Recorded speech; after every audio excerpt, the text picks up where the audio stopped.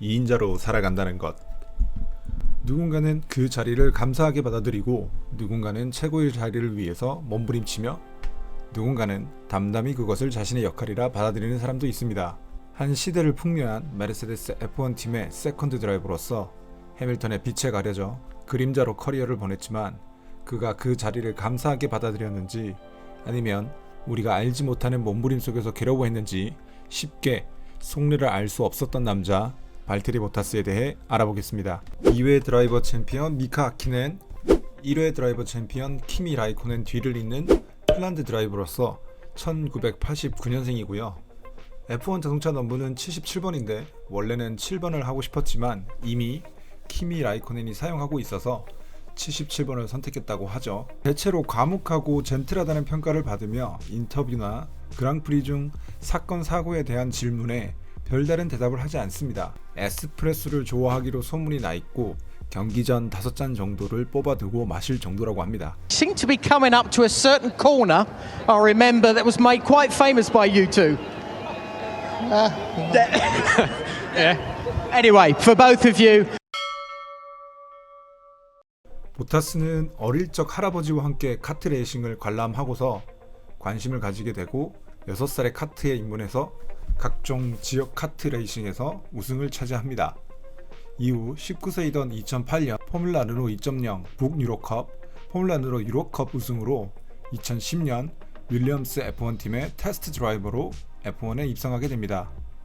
이후 13년 공식적으로 윌리엄스 시트를 차지하기 전까지 각종 대회에 참가하면서 2011년 GP3 시리즈에서 우승을 차지합니다.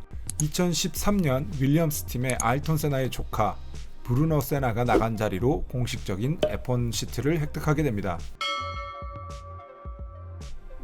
2013년 당시 윌리엄스 F1 팀은 영광의 시기였던 8, 90년대를 지나 2000년대 초반까지만 해도 상위권에 이름을 올리는 팀이었으나 2000년대 후반부터 고전을 면치 못하고 있었습니다.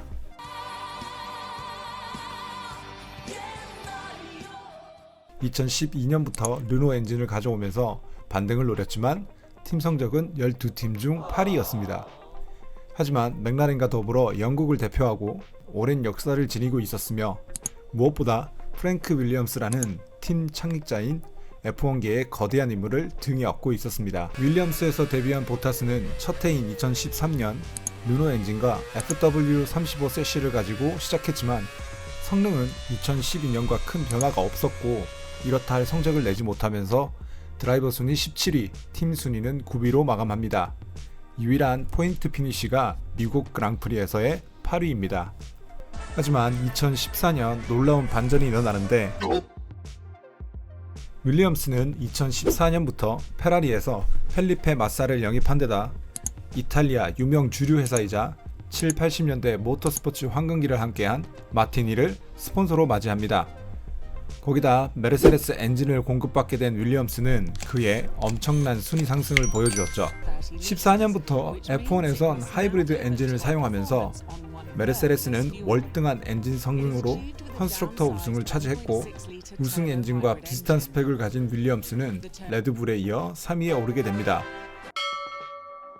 이런 반짝 반등 배경에는 윌리엄스 F1 팀과 메르세데스 팀 간의 특수한 관계에서 그 이유를 찾을 수 있습니다.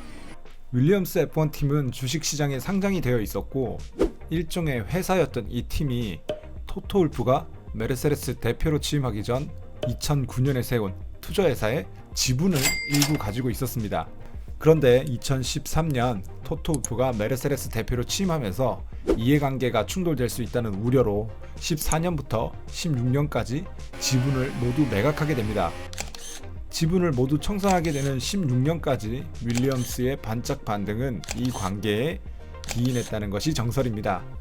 이런 정설을 뒷받침이라도 하듯이 토토 울프 부인인 수지 울프는 2015년까지 윌리엄스의 테스트 드라이버이기도 했죠. 이런 배경을 바탕으로 발테리 보타스는 14년 오스트리아 그랑프리에서 3위로 생애 첫 포디움에 오르더니 연달은 영국과 독일 그랑프리에서 연거푸 2위로 포디움에 오릅니다.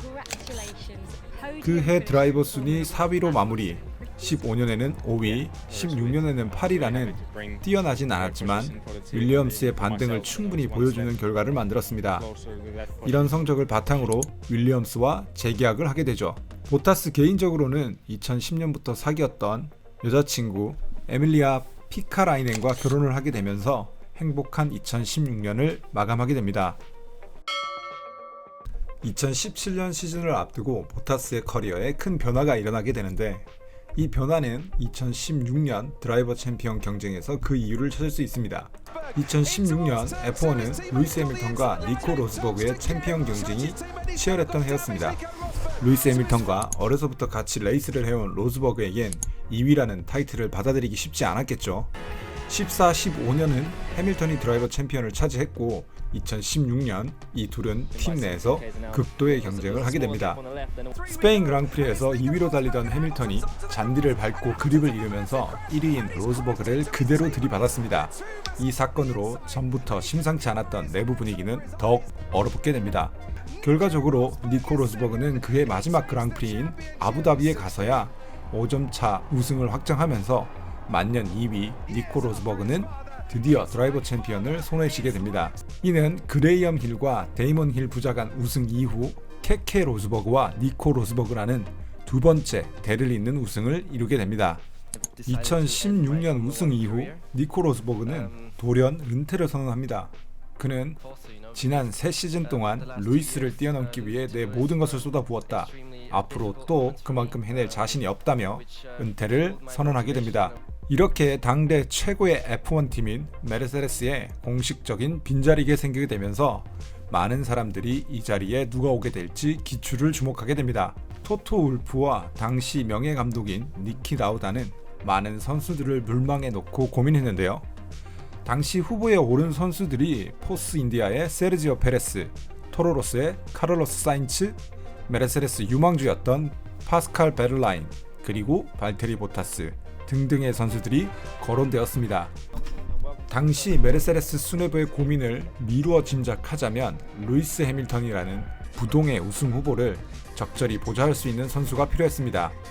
챔피언을 바라보는 챔프급 선수를 영입한다면 출혈적 경쟁으로 되려 더욱 좋지 않은 결과를 볼 수 있다는 판단이 있었죠. 2010년부터 14년까지 레드불의 베텔과 웨버가 그랬고 해밀턴과 니코 역시 그랬습니다. 그렇다고 아예 검증되지 않은 신예를 데리고 우승 경쟁에 뛰어드는 도박도 선택하기 힘들었습니다. 이에 메르세데스 엔진을 사용했고 준수한 성적 그리고 4시즌 동안 경험을 쌓은 보타스가 타깃이 됩니다. 하지만 보타스는 이미 윌리엄스와 계약을 연장한 상태였습니다. 게다가 윌리엄스가 마사가 은퇴를 선언하고 나간 자리를 루키인 랜스 스토르를 앉힌 후였죠. 이에 윌리엄스는 한편으로는 마사를 설득해서 다시 데려왔고 보타스를 보내는 대신에 메르세데스의 전폭적 기술 협약과 엔진 비용 탕감을 조건으로 승낙했다는 것이 정설로 받아들여지고 있습니다.